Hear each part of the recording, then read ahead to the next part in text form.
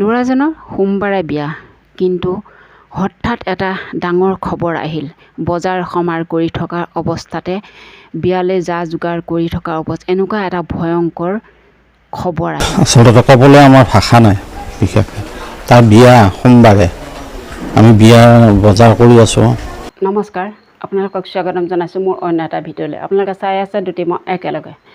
এনেকুৱা এটা আচৰিত ঘটনাটো শুনিলে হয়তো আপোনালোকৰো চকুপানী ওলাই যাব, বহুত দুখ লাগিব। এজন ল'ৰা, যিজন ল'ৰাৰ বিয়া এসপ্তাহ আছে, বিয়াখনলৈ এসপ্তাহ আছে, তেওঁ বিয়া পাতিব। ঠিক তেনেদৰে বিয়াৰ মাতি থকা হৈছে, দেউতাকহেঁতেও বিয়া মাতিছে, ঘৰৰ ভাই ককাই বিয়া মাতিছে। ঠিক তেনেদৰে তেওঁ বিয়া মাতিবলৈ বুলি ওলাই গ'ল।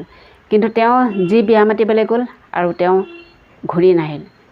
খবৰ পালে দেউতাকে যে তেওঁ দুৰ্ঘটনা হৈছে ৰেলৱে ষ্টেচনত।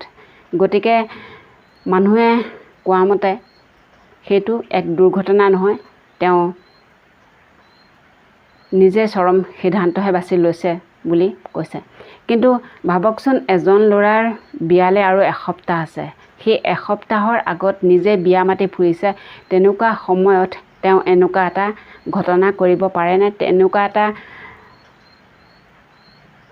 বেয়া কথা তেওঁ মনলৈ আহিব জানো? বাৰু ঠিক আছে, বেছিকৈ কৈ নাথাকোঁ। ভুক্তভোগীৰ মুখেৰে শুনো সেই ল'ৰাজনৰ ঘৰৰ মানুহখিনিৰ পৰা আমি বহুতো কথা জানিব পাৰিম। গতিকে ভিডিঅ'টোৰ মাজলৈ আগবাঢ়ি যাওঁ বলক। মানুহ মাতিব সিও গৈছে, আমি মাতি আছোঁ। এতিয়া হঠাৎ খবৰটো পালোঁ আমি। মই গৈছিলোঁ কলাগাঁৱত কিবা এটা কামত, তাতে খবৰটো পালোঁ, মোক দৌৰা দৌৰিকৈ মাতি পঠাইছে। আহি পেলাই গম পাওঁ এক্সিডেণ্ট হোৱা বুলি কৈছে।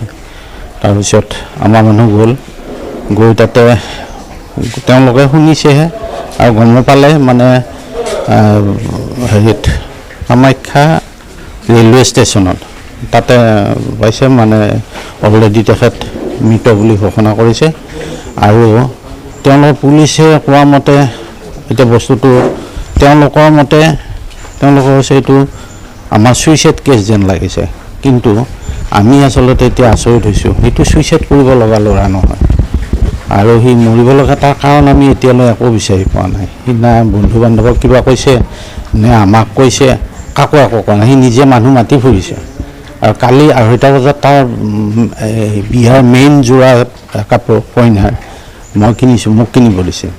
সিয়ে ফোন কৰি ক'লে, দাদা হেৰি মই 5,000 টকাটো একাউণ্টত সোমাই দিছোঁ, বাকীখিনি তই দি পেলাই মেইন ছেট যোৰা লৈ আৰু চিলাব দে। আকৌ লগে লগে কইনাক ফোন কৰিছে। কইনাক ফোন কৰি কইনাৰ কাপোৰৰ জোখটোও দিছে। দিয়াত আমি আকৌ লগে লগে কাপোৰ যোৰা লৈ পেলাই চিলাব দিছোঁ।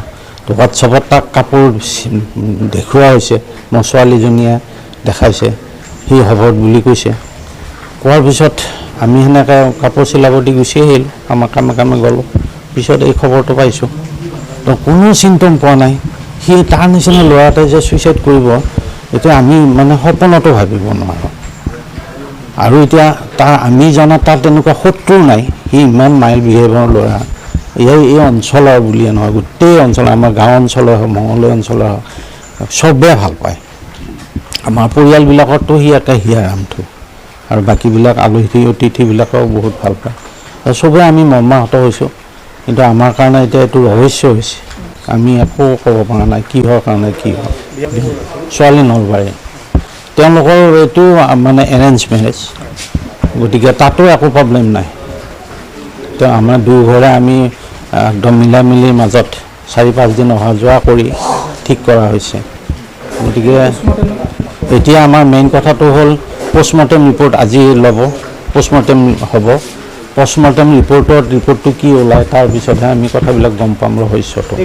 বিয়াৰ কামত এনেই সি চাকৰি এটাও কৰে, গতিকে সি মেডিকেলৰ মানে চকু ডিপাৰ্টমেণ্টৰ সেই কিবা DDM বুলি কয়, কিবা মানে এটা ডাঙৰ পদবী এটা ঘূৰি ফুৰিব লাগে গোটেই। গতিকে সি অফিচৰ তাৰ কামতো গুচি যায়। সেইবিলাক কামটো আমাক প্ৰত্যেকটো কৰি নাযায়, গতিকে সি তেনেকৈ গুচি যায়। আমি এতিয়া তাৰ কাৰণটো এতিয়া একো ধৰিব পৰা নাই, আমি একো গম পোৱা নাই। আমি আচলতে হেৰি হৈছোঁ, একো ক'ব পৰা নাই আমি। মোক আৰক্ষীয়ে তদন্ত কৰিব, কৰাৰ পিছত কি হয় তেতিয়া গম পাম আৰু